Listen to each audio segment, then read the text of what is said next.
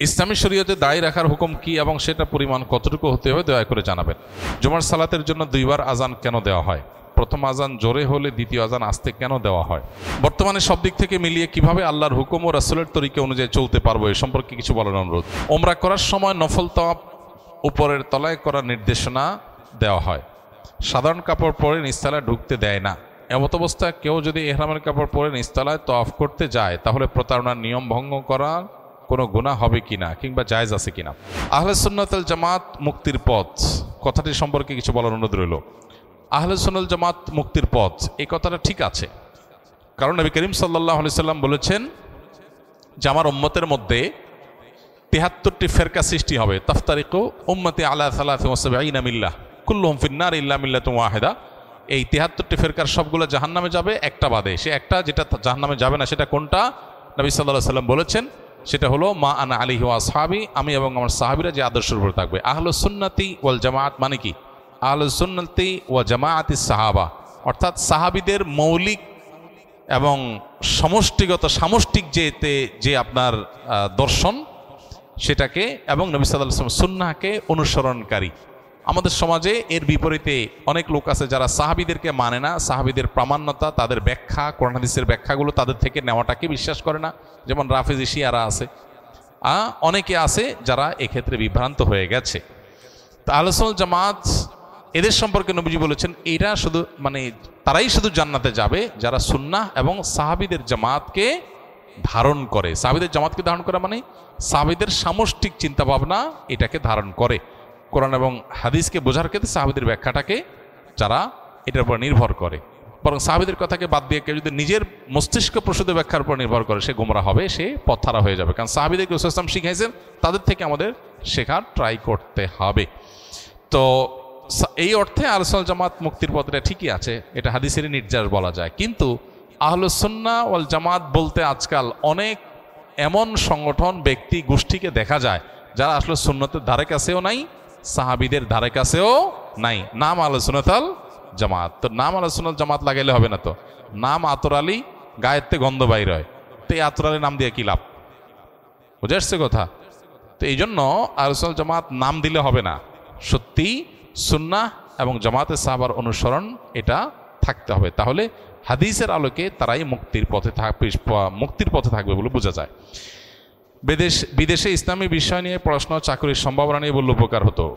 প্রশ্ন পুরো বোঝা গেল না। ইসলামী বিষয়তে পড়াশোনা করতে বিদেশে যেতে পারেন, কোনো অসুবিধা নেই। চাকরির সম্ভাবনা নিয়ে বললে এটা চাকরি যারা এক্সপার্ট তারা বলতে পারবে যে চাকরির সম্ভাবনা কোথায়, কোন কাজে কতটুকু আছে না আছে। বর্তমানে সব দিক থেকে মিলিয়ে কিভাবে আল্লাহর হুকুম ও রাসূলের তরিকা অনুযায়ী চলতে পারবো এ সম্পর্কে কিছু বলার অনুরোধ। সব দিক মিলায় কিভাবে চলবেন?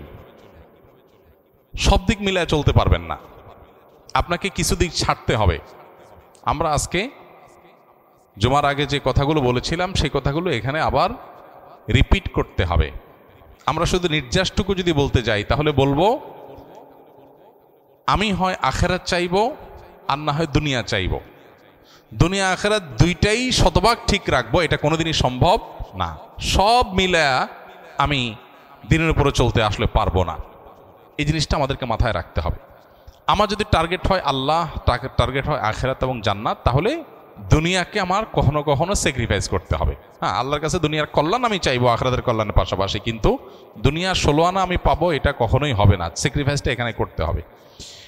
আর আপনি সব দিক মিলে করুন আল্লাহর হুকুম রাসূলের তরিকা আমাদের চলার উপায় জানতে চেয়েছেন। এর মানে যদি হয় যে আমাদের যা পরিস্থিতি অল ওভার এটা সামনে রেখে আমরা কিভাবে চলবো, উত্তর হলো আজকে যেটা আমরা আলোচনা করেছি জুমার আগে, হিজরতের যে চেতনা, অল মুহাজিরু মান হাজারা মা নাহাল্লাহু আনহু, আল্লাহর নিষিদ্ধ বিষয় থেকে বেঁচে থাকার মাধ্যমে যে ত্যাগ বা হিজরত করার চেতনা, এই চেতনা ঈমান এবং আমল রক্ষা করার জন্য নবী সাল্লাল্লাহু আলাইহি সাল্লাম নিজের মাতৃভূমি ত্যাগ করেছেন। আমার বন্ধুকে ত্যাগ করতে হতে পারে, পরিবেশ ত্যাগ করা হতে পারে, ক্যারিয়ারকে ত্যাগ করতে হতে পারে, অনেক কাছের মানুষকে ত্যাগ করতে হতে পারে, কিন্তু আল্লাহর নির্দেশ যেন সর্বোচ্চ ঠিক থাকে। এইভাবে মাথায় রেখে যদি চলতে পারি তাহলে দিনের পরে চলা সহজ হবে। আর তা না হলে সব ঠিকঠাক রেখে চলার কোনো সহজ পদ্ধতি আমার জানা নাই।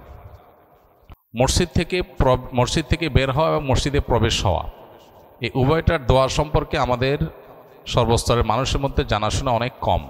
আমরা অনেকে মনে করি মসজিদে ঢোকার দোয়া আল্লাহুম্মা আফতাহ লি আবওয়াবা রাহমাতিক, আর মসজিদ থেকে বের হওয়ার দোয়া হলো আল্লাহুম্মা ইন্নী আসআলুকা মিন ফাদলিক। এটা আমরা মোটামুটি বেশিরভাগ মানুষ জানি, কিন্তু যেটা জানি না সেটা হলো মসজিদে ঢোকার জন্য আল্লাহুম্মা আফতাহ লি আবওয়াবা রাহমাতিক ছাড়াও আরও দোয়া আছে, আর বের হওয়ার জন্য আরও কি আছে? দোয়া আছে। মসজিদে প্রবেশ এবং বের হওয়ার সময়, বিশেষ করে প্রবেশের সময়, প্রথমে বিসমিল্লাহ বলতে হয়, এরপরে দুরূদ পাঠ করতে হয়। এগুলো সুন্নাহ, মসজিদে প্রবেশের সুন্নাহ, যেটা নিয়ে আমাদের সমাজে জানাশোনা নাই, মানুষ জানে না খুব একটা। এবং আরও দোয়া আছে, আল্লাহুম্মা আফতাহ লি আবওয়াবা রাহমাতিক ছাড়া আরও দোয়া আছে। আমরা দুনিয়াতে কত কিছুই তো মুখস্থ করে ফেলি, কত কিছুই তো জানি, কত শত গানের কলি ইচ্ছা ছাড়া শুনতে শুনতেও মুখস্থ হয়ে গেছে। সেখানে মসজিদে প্রবেশের এই দোয়াগুলো বা আরও আনুষঙ্গিক যে সমস্ত নিত্য প্রয়োজনে দোয়া আছে, যেগুলো প্রতিনিয়ত প্রয়োজন হয়, এগুলো না জানার কারণে, মুখস্থ না থাকার কারণে প্রতিদিন আমি এই সুন্নাহগুলো থেকে মাহরুম এবং বঞ্চিত থাকছি। তাহলে মসজিদে ঢোকার সময় কমপ্লিট দোয়া কি কি আছে সুন্নাহ দ্বারা সাব্যস্ত? এক হলো বিসমিল্লাহ, এরপর হলো দুরুদ, আসসালাতু ওয়াসসালামু আলা রাসূলিল্লাহ বললে সেটা হয়ে যায় বিসমিল্লাহি আসসালাতু ওয়াসসালামু আলা রাসূলিল্লাহ। এরপর আরেকটা দোয়া আছে, আউযু বিল্লাহিল আযীম ওয়া বিওয়াজহিহিল কারীম ওয়া সুলতানিল কাদীম মিনাশ শাইতানির রাজীম। আবার বলছি, আউযু বিল্লাহিল আযীম ওয়া বিওয়াজহিহিল কারীম ওয়া সুলতানিহিল কাদীম মিনাশ শাইতানির রাজীম। আউযু বিল্লাহিল আযীম মানে মহান রবের কাছে আমি আশ্রয় চাই, অবিওয়াজহিল করিম তার সম্মানিত সত্তার কাছে আমি আশ্রয় চাই, অসুলতানিল কাদিম তার অনাদি অনন্তকালের যে মহারাজত্ব, সুপ্রাচীন যে রাজত্ব, তার আশ্রয় চাই। কোত্থেকে? মিনাশ শাইতানির রাজীম, বিতাড়িত শয়তানের শয়তানি থেকে, সে যেন আমাকে বিভ্রান্ত করতে না পারে। তো এই জন্য এই দোয়া পড়ে এরপরে আল্লাহুম্মা আফতাহ লি আবওয়াবা রাহমাতিক পড়ে আমরা ডান পা দিয়ে মসজিদে প্রবেশ করব। আবার বলছি, বিসমিল্লাহ, আসসালাতু ওয়াসসালামু আলা রাসূলিল্লাহ, আউযু বিল্লাহিল আযীম ওয়া বিওয়াজহিহিল কারীম ওয়া সুলতানিহিল কাদীম মিনাশ শাইতানির রাজীম, আল্লাহুম্মা আফতাহ লি আবওয়াবা রাহমাতিক। এখন আমাদের তো মসজিদে আসার পর হনহনায় আমরা প্রবেশ করে যাই, এত কিছু পড়ার সময় আমাদের হয় না। মূলত এটা একটু সময় নিয়ে হলেও প্রয়োজনে কিছুক্ষণ আগে থেকে শুরু করলেন, 2-4 কদম থাকতে শুরু করলেন, যাতে করে প্রবেশ পথে অনেক বেশি ভিড় না হয়ে যায় সবাই থেমে থেমে দোয়া পড়ার পরে। তো সেটি আপনি করতে পারেন, করে এরপরে প্রবেশ করলেন। ঠিক একইভাবে আমরা যখন বের হব, আল্লাহুম্মা ইন্নী আসআলুকা মিন ফাদলিক এটা পড়ে আমরা বের হব। কিন্তু এর পাশাপাশি আর 2-1টা দোয়াও হাদিসে আছে বের হওয়ার সময়, বাকি এটাই সবচেয়ে প্রসিদ্ধ এবং বিশুদ্ধ। আল্লাহুম্মা ইন্নী আসআলুকা মিন ফাদলিকের অর্থ কি? আমরা অনেকেই প্রথমটা ঢুকারটা জানি, আল্লাহুম্মা আফতাহ লি আবওয়াবা রাহমাতিক, আল্লাহ আপনার রহমতের সব দুয়ারগুলো আমার জন্য উন্মোচন করে দেন, এটা আমরা জানি। কিন্তু আল্লাহুম্মা ইন্নী আসআলুকা মিন ফাদলিক বের হওয়ার সময় বাম পাও দিয়ে বের হয়ে এই দোয়াটা পড়ব বের হওয়ার সময়। এটার অর্থ কি? এটার অর্থ হলো, হে আল্লাহ, আপনার ফজল, আপনার অনুগ্রহ আমি চাই, আপনার অনুগ্রহ থেকে আমি চাই। এখানে অনুগ্রহ বলতে অনেক উলামা ইকরাম বলেছেন রিজিক, অর্থাৎ আমি বের হচ্ছি, আমার জন্য আপনি উত্তম রিজিকের ব্যবস্থা করবেন, আপনার দেওয়া রিজিকগুলো থেকে আমি চাই, আমার জন্য রিজিক চাই। রিজিক বলতে শুধুমাত্র রুটি রুজি না, রিজিক বলতে আমরা মনে করি শুধুমাত্র মানুষ যা খায় সেটাই বোধহয় রিজিক। মানুষ যা কিছু আল্লাহর পক্ষ থেকে রহমত হিসাবে পায় তার সবই রিজিক। দোয়া করার তৌফিক, ইবাদতের তৌফিক পাইছি, এটাও রিজিক। সন্তান সন্ততি ভালো পাওয়া, এটাও রিজিক। ভালো জীবনসঙ্গী পাওয়া, এটাও রিজিক। ভালো পরিবেশ পাওয়া, এটাও রিজিক। ভালো বন্ধু পাওয়া, এটাও রিজিক। হ্যাঁ, আমার ছাত্র মানুষ, পড়াশোনা আমি ভালো বুঝলাম, এটাও রিজিক, আল্লাহ বোঝার তৌফিক দিয়েছেন, এটা রিজিক। আমি পড়াশোনা যা পড়লাম সেটা মুখস্থ ধরে রাখতে পারলাম, এটাও রিজিক। যা জানলাম সেটা যে আমলের তৌফিক পেলাম, সেটাও রিজিক।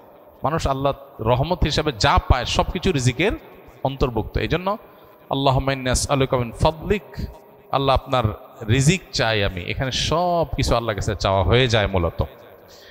তো সেই অর্থ, সেই উদ্দেশ্য মাথায় রেখে আল্লাহর কাছে সেটাকে পেশ করা সেভাবে। তো এইভাবে আমাদের মসজিদে ঢুকে এবং বের হওয়ার সুন্নাহগুলোকে আদায় করা দরকার। ওমরা করার সময় নফল তাওয়াফ উপরের তলায় করার নির্দেশনা দেওয়া হয়। সাধারণ কাপড় পরে নিচতলায় ঢুকতে দেয় না। এমত অবস্থায় কেউ যদি ইহরামের কাপড় পরে নিচতলায় তাওয়াফ করতে যায়, তাহলে প্রতারণার নিয়ম ভঙ্গ করার কোনো গুনাহ হবে কিনা, কিংবা জায়েজ আছে কিনা? ভাইরা আমার, নবী সাল্লাল্লাহু আলাইহি ওয়াসাল্লাম বলেছেন মান গাশশা ফালাইসা মিন্না, যে ব্যক্তি প্রতারণা করে, ধোঁকা দেয়, সে আমার উম্মত না। যেহেতু সাধারণ অবস্থাতে শুধু যারা ফরজ তওয়াফ করবে তাদেরকেই মাতাফে ঢুকতে দেয়, মাতাফের মূল গ্রাউন্ড ফ্লোর দিয়ে তওয়াফ করতে দেয়। এটা হলো ভিড় এড়ানোর জন্য। সবাইকে নফল তওয়াফ যদি নিচে করতে দেয় তাহলে অনেক ভিড় হয়ে যাবে, এই জন্য ফরজ তওয়াফওয়ালাদেরকে নিচে, নফল তওয়াফওয়ালাদেরকে উপরে সুযোগ দেওয়া হয়। এটা শৃঙ্খলার স্বার্থে। শৃঙ্খলার স্বার্থে কোনো নিয়ম যখন করা হয় মানুষের জীবন রক্ষা, নিরাপত্তার স্বার্থে, সেটা মেনে চলা ইমানদারের কর্তব্য। তবে এটা আল্লাহর নির্দেশ, ফরজ ওয়াজিব মানার মতো না, তবে এটাও মুসলমানের উচিত, মুসলমান সুশৃঙ্খল হবে। আর আরেকটা বিষয় হলো, এখানে যেহেতু এহরামের কাপড় ছাড়া ঢুকতে দেয় না, আমি আসলে ওমরাকারী না, হজকারীও না, ফরজ তওয়াফও না, আমি এহরাম পরে ঢুকলাম, এটার মানে হলো আমি একটা বার্তা দিলাম যে আমি কিন্তু ওমরায় রত, আসলে আমি ওমরায় রত না। এই যে একটা চালাকি, এটা এক ধরনের প্রতারণা, এটা এক ধরনের চালাকি। তো এটা করা ইমানের সাথে যায় না। আবেগ মেটানোর নাম দিন না। আবেগ মেটাতে গিয়ে, আবেগ পূরণ করতে গিয়ে আমি যদি কোনো অসততার আশ্রয় নেই, অসাধুতার আশ্রয় নেই, ছলছাত্রের আশ্রয় নেই, এটা কোনো ভালো মুসলমানের কাজ না। সেজন্য এটা পরিহার করে দোতলা তিনতলায় তওয়াফ করা উচিত। যদি নিজ দিয়ে কেউ করে সে কবিরা গুনাহ করেছে সেটা বলবো না, তবে তিনি একটা অন্যায় করেছেন। জুমার সালাতের জন্য দুইবার আজান কেন দেওয়া হয়? প্রথম আজান জোরে হলে দ্বিতীয় আজান আস্তে কেন দেওয়া হয়? প্রথম কথা হলো যে শরীয়তের যত আদেশ নিষেধ আছে এগুলো অকপটে মেনে নেওয়ার নাম হলো দিন। সবকিছু আমরা অকপটে মেনে নিব, সবকিছুর কেন কিন্তু এর জবাব জানাটা এটা না জরুরি না যৌক্তিক। কারণ নির্দেশদাতা যখন সৃষ্টিকর্তা, সৃষ্টি হয়ে আমি তার সব কিছুর যৌক্তিকতা ধরে ফেলতে পারবো, এটা স্বাভাবিক ব্যাপার না, বিষয় না, বরং অনেক কিছু আমার বুঝে না আসাটাই স্বাভাবিক। তবে এখানে যেটা প্রশ্ন করেছেন সেটা অবশ্য বোঝার মতো বিষয় এখানে আছে। এখানে লজিক্যাল গ্রাউন্ড পরিষ্কার, যেটা আমরা জানি সেটা হলো জুমার দুইটা আজান কেন দেওয়া হয় এবং প্রথম আজান একটু জোরে পরেরটা আস্তে কেন হয়। এর উত্তর হলো জুমার নামাজ পাঁচ ওয়াক্ত নামাজের মতো না। পাঁচ ওয়াক্ত নামাজ মূলত মসজিদের আশেপাশের মুসল্লিদের জন্য হয়, আর জুমার নামাজ হলো ছোট ছোট পাঞ্জেগানা অনেকগুলো মসজিদের মুসল্লিদের জন্য হয়। তাহলে মসজিদের পাঁচ ওয়াক্ত নামাজের মুসল্লিরা থাকে মসজিদের আশপাশের লোকেরা, আর জুমার মুসল্লি থাকে মসজিদের দূরের মুসল্লিরাও। পাঞ্জেগানা যেখানে শুধু পাঁচ ওয়াক্ত নামাজ হয়, আজকাল তো অবশ্য সব মসজিদই জুমার নামাজ হয়ে গেছে। বাকি ইসলামের নির্দেশনা হলো একটা বড় এলাকার ছোট ছোট পাঞ্জেগানা মসজিদ থাকবে আর একটা জুমার মসজিদ থাকবে, যাতে জুমার দিন সব এলাকা মানুষ এক জায়গায় একত্র হতে পারে। এটা ইসলামের সামাজিক সৌন্দর্য। তো যেহেতু জুমার নামাজে আশেপাশের বিভিন্ন পাঞ্জেগানা মসজিদের মুসল্লিরা দূর দূরান্ত থেকে আসবে, অনেক দূর থেকে আসবে, সেই জন্য তাদের জন্য তাদের আসার সুবিধার্থেই দুইটা আজানের ব্যবস্থা। প্রথম আজানটা অনেক আগে দেওয়া হয় যাতে করে দূরের মানুষগুলো ওইটা শুনে ধীরে ধীরে আসতে আসতে নামাজের সময় হয়, নামাজের সময়ের আগে তারা আসতে পারে। আর শেষের আজানটা দেয়া হয়, এটা হলো নামাজ শুরু করার আগের যে আজান সেটা। আর প্রথমটা হলো দূরের মানুষকে জানাবার জন্য। দূরের মানুষকে জানাবার জন্য যেহেতু দেওয়া হয় এই জন্য এটা জোরে হয়, বাহিরে হয়। আর দূরের মানুষকে আহ্বান করা উদ্দেশ্য না পরের আজানে, সেজন্য এটা ছোট হয়, আস্তে হয়, ভিতরে হয়। এই দুই আজান নিয়ে অনেকে বিতর্ক তোলেন। কোনো প্রয়োজন নাই এটা নিয়ে বিতর্ক করার, কারণ এটা যদিও খোলাফায়ে রাশেদার আমলে চালু হয়েছে, কিন্তু এই আজান নিয়ে কোনো সাহাবীর কোনো প্রশ্ন, বিতর্ক বা ভিন্ন মত সেরকম উল্লেখযোগ্য ছিল না। সো এই ব্যাপারে বলতে পারি উম্মার ইজমা রয়েছে। অতএব এটা নিয়ে অহেতুক বিতর্ক বাড়ানোর কোনো প্রয়োজন নাই। ইসলামী শরীয়তে দাড়ি রাখার হুকুম কি এবং সেটা পরিমাণ কতটুকু হতে হবে দয়া করে জানাবেন। দাড়ি রাখার ক্ষেত্রে নবী সাল্লাল্লাহু আলাইহি সাল্লামের নির্দেশগুলো হলো একেবারেই পরিষ্কার। তিনি বলেছেন আফুল্লোহা, তোমরা দাড়িকে ছেড়ে দাও। আর খুল্লোহা, এফা এরখা, এগুলোর অর্থ হলো ছেড়ে দেওয়া, দাড়িকে লম্বা হতে দাও। তাহলে দাড়িকে লম্বা হতে দিতে হবে, এটাই হলো দাড়ি রাখার নির্দেশ। এখন কথা হলো কত দূর লম্বা হবে, কোনো সীমা আছে না সীমা ছাড়া? এটা নিয়ে দুটা মত আছে। অনেক ওলামা ইকরাম বলেন, যেমন আরবের সৌদি আরব ওলামা ইকরাম বলেন যে না, কোনো সীমা নাই, যতটুকু মনে চায় ততটুকু লম্বা হবে। তবে এর বিপরীতে অন্যান্য ওলামা ইকরাম যেমন ওলামা আহনাফের মতে এক মুষ্টির পরে হলে কাটতে পারে, কাটা জরুরি না, কাটা জায়েজ আছে। এক মুষ্টির পরে, চতুর্দিকে এক মুষ্টি ধরার পর অতিরিক্ত থাকলে সেটা কাটা যায়।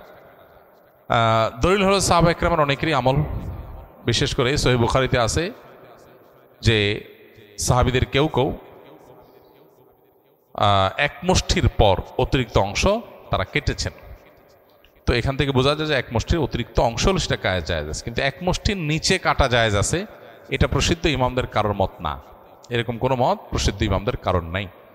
এখন কথা হলো কোনো আল্লাহর বান্দা উনি শুরু করেছেন, হয়তো এক মুষ্টি রাখেন না, আরো কম রাখেন, তো সেক্ষেত্রে আমরা কি বলবো? উত্তর হলো আমরা বলবো অবশ্যই না ইমামাত চাইতে কানামাওয়া ভালো।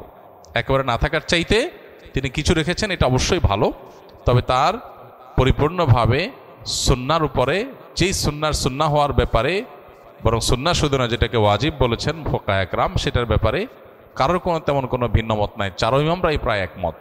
সে বিষয়ে তার আরও বেশি যত্নশীল হওয়া দরকার। হ্যাঁ, আজকের পৃথিবীতে কোনো কোনো দেশে অনেক আলেম ওলামারাও দেখা যায় যে অনেক ছোট ছোট দায় রাখেন। তো এই ক্ষেত্রে আমরা যদি নফস এবং প্রবৃত্তির পূজা করি তাহলে আমরা সুবিধাটা কোথায় পাই সে চেষ্টা করব।